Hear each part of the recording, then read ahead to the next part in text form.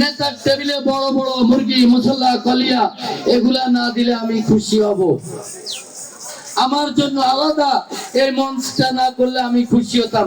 কেন আমি ওখানে বসি খেলে আমার খাওয়ার কি অভাব হতো?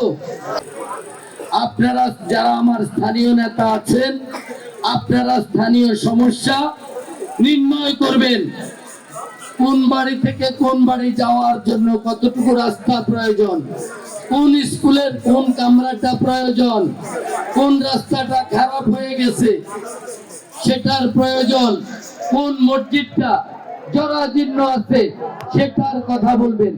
নিজের মসজিদটা আমরা কি করি, ভাই এখান দিয়ে খানা দেন, এখান দিয়ে খানা দেন। যেমন এখানেও কিন্তু একটু দুর্নীতির গন্ধ পাচ্ছি। নেতার টেবিলের আয়োজন কিন্তু অনেক ভালো, কালকে ট্রেনিং তো হয়েছে, অনেক করেছেন, অনেক খাওয়াইছেন। নেতার টেবিলটা দয়া করে, নেতা প্রতিদিন খায়, আল্লাহ 30 দিন খায়, আপনারা খেলে আমি খুশি হব। নেতার টেবিলে বড় বড় মুরগি মশলা কলিয়া এগুলা না দিলে আমি খুশি হব। আমার জন্য আলাদা এই মঞ্চটা না করলে আমি খুশি হতাম। কেন আমি ওখানে বসি খেলে আমার খাওয়ার কি অভাব হতো? আমার পেট ভরতো না। সুতরাং আমার সাথে রাজনীতি করলে আমি যা চাই আমাকে তা দিতে হবে, আমি যা পছন্দ করি আমাকে তা দিতে হবে।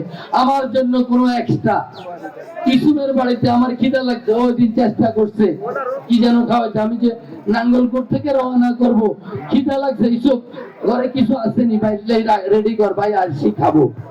আমি এটা চাই, আমার জন্য মুরগি মুসল্লাম কলিয়া আমি চাই না, আমি পছন্দ করি না, কারণ এগুলা খেয়ে আমি বড় হয়েছি, আর নতুন করে আমাকে এগুলা খেতে হবে না।